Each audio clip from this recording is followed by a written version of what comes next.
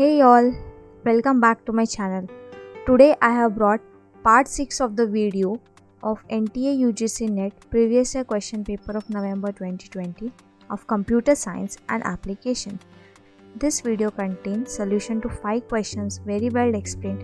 This will give you the idea how such kind of questions can be solved. So guys, do watch it and let's prepare for the coming exam. If you don't know, then I bring the video of previous year question paper every alternate day. You can watch them, learn from them, get the idea of how such questions are solved, solve along with me and qualify for your exam. So let's get started with the first question of the day. So here it is, using RSA public key crypto system, if P, Q and D values are given, you have to find the values of E and then encrypt the number 19. Okay, so it's an RSA algorithm question. RSA algorithm was developed in 1977. Okay, so it's a asymmetric cryptography algorithm. Why asymmetric? Because this algorithm makes use of public key as well as the private key. यहाँ पे क्या होता है actually, ये algorithm का idea आपको बता देती हूँ. So say you have the sender and here you have the receiver. So the sender will send some data. Sender is going to send some data to the receiver with the receiver's public key. Okay, and the receiver will get the encrypted data और वो encrypted data सिर्फ यही decrypt कर पाएगा अपने private key के साथ. Private key is not known to everyone, right? ठीक है, सो सेंडर ने अपना डेटा सेंड किया रिसीवर को और रिसीवर के पब्लिक की को यूज़ करके सेंड किया है. ओके, एंड रिसीवर को जब रिसीव होगा तो वो डिक्रिप्ट कैसे कर पाएगा? अपनी खुद की प्राइवेट की को यूज़ करके वो डेटा को डिक्रिप्ट कर पाएगा. तो इस लॉजिक पे ये आरएसए एल्गोरिदम वर्क होता है. अब यहाँ पे एल्गोरिदमिक स्टेप्स है कुछ, तो वो हम स्टेप्स देख लेते हैं. सो यहाँ पर फर्स्ट ऑफ ऑल जब भी आपको सॉल्व करना हो, आपको 2 प्राइम नंबर लगेंगे P एंड Q. आप n कंप्यूट करोगे which will be equal to P and Q. Then you are going to find phi of n such that P-1 into Q-1 करोगे तो फाई ऑफ n मिलेगा. फिर एक exponent हमें ढूंढना है E, जो कि एक इंटीजर होना चाहिए और वो E और n जो है वो को प्राइम होना चाहिए, या तो आप बोल दो कि GCD of that E and phi of n should be equal to 1. Okay, and then you can make use of this formula d into e modulo phi of n equal 1. So whatever we are going to get, our public key is going to be e comma n and the private key is going to be d comma n. So how the encryption and the decryption would be done? encryption के लिए formula है कि आपके पास plain text है, plain text raise to e करो public key, mod n करो तो आपको साइफर टेक्स्ट मिलेगा. और जब आपके पास डिक्रिप्शन करना है तो आपके पास प्लेन टेक्स्ट चाहिए होता है, और होता कौन है आपके पास? Cipher text. तो cipher text raise to d करो, यानी साइफर टेक्स्ट पावर प्राइवेट की करो मॉड n, तो आपको मिलेगा आपका प्लेन टेक्स्ट. ठीक है, तो ये तो हो गया एनक्रिप्शन डिक्रिप्शन के फॉर्मूला. देखो ये प्रोसीजर जो है और ये फार्मूलाज जो है वो आप याद रखोगे तो आप पक्का आरएसए के क्वेश्चन सॉल्व कर सकते हो. अब हमारे क्वेश्चन के हिसाब से दिख रहा हार्ड है पर हार्ड नहीं है. देखो P और Q दिया हुआ है और D हमें दिया है E कंप्यूट करना है, तो D into E modulo phi of n equal 1, ये फॉर्मूला है. ठीक है, अभी सबसे पहले तो फाई ऑफ n निकालो. फाई ऑफ n क्या है? P-1 into Q-1. ठीक है, तो कर लो P-1 फटाक से. 3-1 इंटू 11-1, तो कितना हो गया ये? 2 इंटू 10, 20 हो गया. ठीक है, D कितना दिया है? 7 into E modulo 20 is equal to 1. अभी आप ही खुद सोचो कि E क्या हो सकता है? E कौन सा नंबर हो सकता है जिसको डिवाइड बाय 20 करेंगे तो रिमाइंडर आपको 1 मिलेगा? ऑब्वियसली हमें पता है कि 21 मॉड्यूलो 20 करेंगे तो रिमाइंडर 1 मिलने वाला है. तो 21 आएगा कब? जब 7 इंटू 3 करूँगी, तो आपको E का वैल्यू मिल गया ना. यहाँ से आप बिना कोई एनक्रिप्शन डिक्रिप्शन के लिए अभी डायरेक्टली ऑप्शन पे जाके करेक्ट आंसर मार्क कर सकते हो, है ना. सो आपका E का वैल्यू मिल गया. अगर चलो हम और भी देख ले कि हमको एनक्रिप्ट करना है 19 को. ठीक है, 19 को एनक्रिप्ट करना है, तो एनक्रिप्शन का फॉर्मूला मैं अप्लाई कर देती हूँ. तो C is equal to plain text raise to E mod n, यानी कि 19 raise to e, that is 19 raise to 3 mod n, मतलब n क्या है, p into Q, p into Q मतलब 3 into 11, that is coming up to 33। तो हमारे case में ये मॉड 33 हो गया। मैंने यहाँ पे मल्टीप्लिकेशन पहले से ही करके रखा है, सो ये हो जाता है 6859 मॉड 33, सो ये 28 बचेगा। अगर मैं आपको यहाँ पे सॉल्व करके फटाक से बता दूँ तो ये 2 ज़ा जाएगा 66, बचेगा 259, ये 7 ज़ा जाएगा तो आ जाएगा 231, तो कितना बचा 28। मॉड्यूलो आंसर क्या आया 28, तो आपका साइफर टेक्स्ट कौन है 28, तो ऑप्शन 3 मिला ना एज अ राइट आंसर। ठीक है, स्मार्ट वर्क करना है, अगर आप डायरेक्टली एनक्रिप्ट नहीं करने जाओगे और ये मिल गया तो चलेगा। अगर हाँ ऐसा कोई ऑप्शन होता कि 3 से 3 कॉमा कुछ और होता तो फिर आपको फिर एनक्रिप्ट द नंबर करना पड़ता, बट यहाँ पे डायरेक्टली दिख रहा है 3 ऑप्शन है और डायरेक्टली फार्मूला से भी मिल गया, तो आप स्मार्ट वर्क करो और अपना टाइम बचाओ और चलते हैं नेक्स्ट क्वेश्चन की तरफ। ठीक है, नेक्स्ट क्वेश्चन क्या है, protocol in which the sender send one frame and waits for an acknowledgement before proceeding for the next frame are called what. अभी ये तो तुमको पता चल गया कि सेंड कर रहा है और वेट कर रहा है तो सेंड स्टॉप एंड वेट वाला प्रोटोकॉल है, तो इसका आंसर राइट है कि ये simplex stop and wait protocol है। बट मैं यहाँ पे सॉल्यूशंस भी समझाऊंगी और कंसेप्ट भी समझाऊंगी ना, तो इसके लिए मैं आपको बताती हूँ कि सिंप्लेक्स प्रोटोकॉल क्या है। ठीक है, सिंप्लेक्स प्रोटोकॉल में कुछ नहीं होता, पहले सेंडर होगा रिसीवर होगा, देखो डेटा जो होगा वो वन डायरेक्शन में ट्रैवल होगा। ठीक है, सेंडर ने सेंड किया कुछ डेटा, रिसीवर ना एक्नॉलेजमेंट देगा, या तो पॉजिटिव एक्नॉलेजमेंट देगा या नेगेटिव एक्नॉलेजमेंट देगा। ठीक है, पॉजिटिव एक्नॉलेजमेंट अगर वो फ्रेम जो भी सेंड किया है वो एकदम सही सलामत है तो पॉजिटिव एक्नॉलेजमेंट जाएगा और सेंडर जो रहेगा वो नेक्स्ट फ्रेम सेंड कर देगा। ठीक है, लेकिन अगर जो भी फ्रेम पहले सेंडर ने भेजा था उसमें कुछ चैनल नॉइज़ वगैरह इंक्लूड हो गया, एक्चुअली ये नॉइज़ी चैनल्स के लिए यूज़ होता है, तो अगर कुछ नॉइज़ वगैरह है तो फिर रिसीवर ना नेगेटिव एक्नॉलेजमेंट देगा, और नेगेटिव एक्नॉलेजमेंट जब जाएगा सेंडर के पास तो सेंडर को फिर से वो ही फ्रेम को भेजना पड़ेगा। तो ये तो हो गया सिंप्लेक्स प्रोटोकॉल का वर्किंग। ठीक है, अब अनरिस्ट्रिक्टेड सिंप्लेक्स प्रोटोकॉल में क्या होगा, यहाँ पे भी 2 प्रोसीजर होंगे, सेंडर होगा और रिसीवर होगा। Frame arrival is used which sends the information that an undamaged frame has arrived। Okay, यहाँ पे क्या होने वाला है, while लूप यूज़ होगा और सेंडर अपना कंटिन्यूसली डेटा रिसीवर को भेजते जाएगा, अनरिस्ट्रिक्टेड है ना, सेंडर अपना डेटा रिसीवर को भेजते जाएगा while लूप यूज़ करते करते। पहले काम रिसीवर का क्या है कि वो फ्रेम के लिए वेट करे, जैसे ही उसने देखा कि फ्रेम्स आना चालू हो गए हैं तो वो इवेंट सेट कर देगा कि फ्रेम अराइवल, अदरवाइज वो इवेंट सेट करेगा कि वेट फॉर फ्रेम। ओके, तो ये लॉजिक पे अनरिस्ट्रिक्टेड सिंप्लेक्स प्रोटोकॉल वर्क करता है। Now coming to simplex stop and wait protocol, तो वेरी सिंपल है। देखो ये wait and stop and wait protocol किसके लिए यूज़ होता है ना, problem of flooding.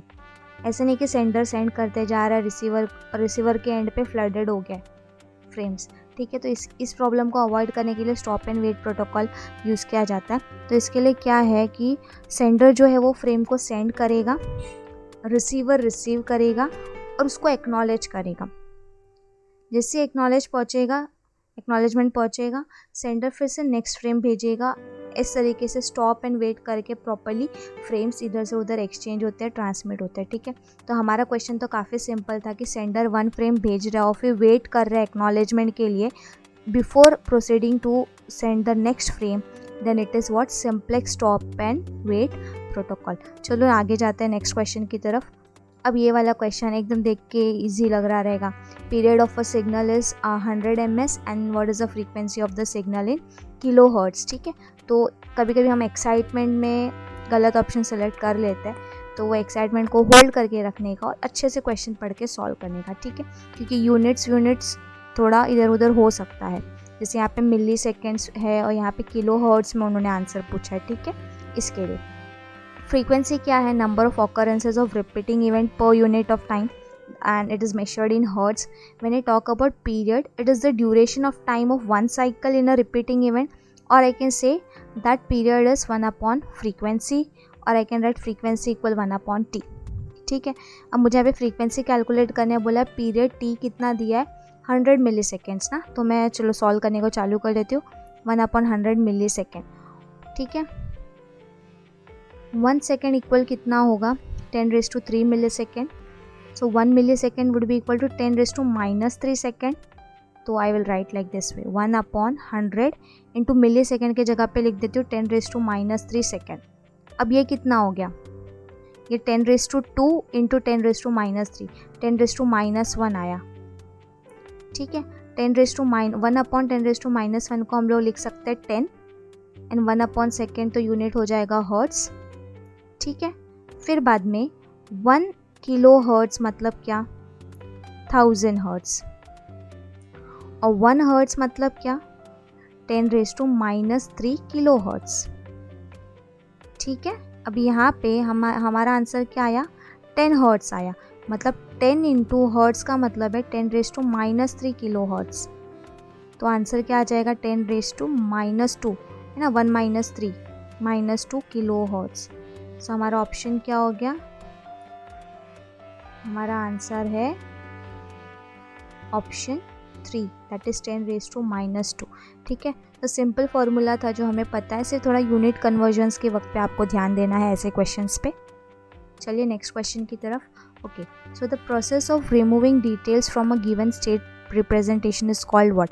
C, extraction, जब एक्सट्रैक्शन की बात आती है तो हम फीचर एक्सट्रैक्शन करते हैं, इंफॉर्मेशन एक्सट्रैक्शन करते हैं. यस, सो यहाँ पर कोई पर्टिकुलर रिप्रेजेंटेशन से डिटेल रिमूव नहीं होगा.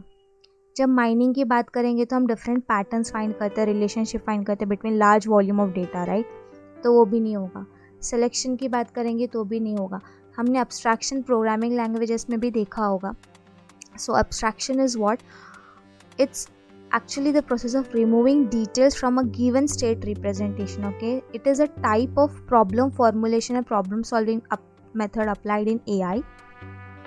AI में दो होता है, गोल फॉर्मुलेशन और प्रॉब्लम फॉर्मुलेशन. तो abstraction is one of the type of problem formulation. ये प्रोसेस में क्या होगा, physical, temporal and spatial details in the study of systems and objects are removed. Okay, so that we can focus on the important details. So important details पे focus करें, इसके लिए इन कुछ details का निकालना ज़रूरी है. So that is what is abstraction. Going on to the next question. This is again a question from AI. Which of the following is not true in problem solving in artificial intelligence? See, problem solving का 2 step होता है artificial intelligence में, गोल formulation और एक होता है problem formulation. Yes, here you formulate your goal.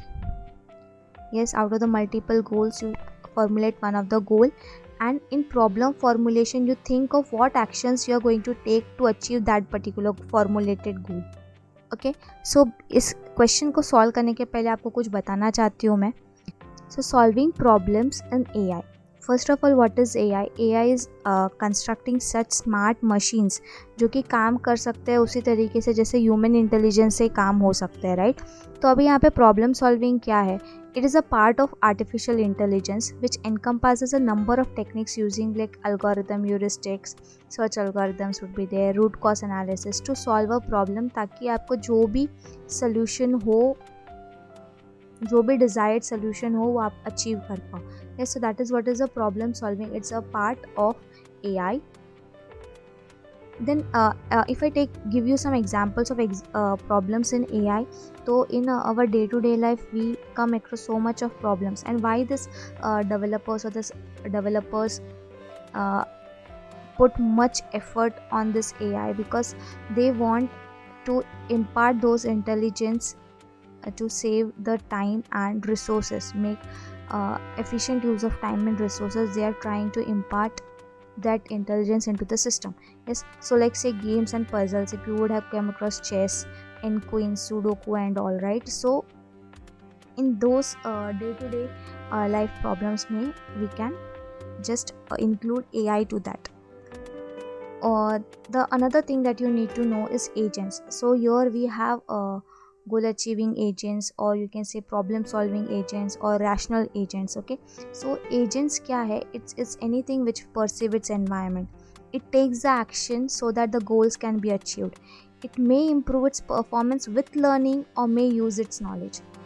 So those components are the agents, those objects are the agents which will take some action, perceive the environment, understand that environment, achieve the goal, improve its performance, या तो जो knowledge है उसको use करेंगे या फिर कुछ ना कुछ नया सीखेंगे. Okay, so these agents actually prove helpful whenever the mapping of state to action is to be done. These agents are helpful. If you don't know, there are 5 kinds of agents, so that would go to another topic, but we are not going to discuss that. So just to make you well versed with the term agent, and now some problem solving techniques like heuristics, searching algorithm, evolutionary computation. So when I say about heuristics, problem and devices solution on experiment, trials and errors. Trial and error करके experiment करके you are trying to derive to a solution. देखो, जब भी आप heuristic करोगे आपको हमेशा optimal solution मिलेगा, ये ज़रूरी नहीं है. टाइम एफिशिएंट सोल्यूशंस मिल सकता है आपको, या फिर ऐसे सोल्यूशंस जो इंटरमीडिएट गोल तक आपको पहुंचाए या इंटरमीडिएट गोल को अटेन करने के लिए हेल्प करे. बट अगर यही ह्यूरिस्टिक सोल्यूशंस जो भी है वो अगर ऑप्टिमाइजेशन एल्गोरिथम्स के साथ अगर आप कंबाइन कर लेते हो तो पक्का आपको एफिशिएंसी मिलेगा. ठीक है. So and when we come to searching algorithms, they provide the optimal solutions. They help us to possess the completeness. Yes, completeness, optimality का ध्यान रखा जाता है whenever we make use of search algorithm. Time complexity ध्यान में रखते हैं, space complexity ध्यान में. Computation, it is same based on the theory of evolution that survival for the fittest. तो यहाँ पे भी क्या होता है, पूरे सारे सोल्यूशंस में से एक सोल्यूशन जो ओल्ड वाला सोल्यूशन है वो अगर इतना फिट नहीं लग रहा है तो वो रिप्लेस किया जाएगा न्यू सोल्यूशन से और ओल्ड सोल्यूशन को रिमूव किया जाएगा.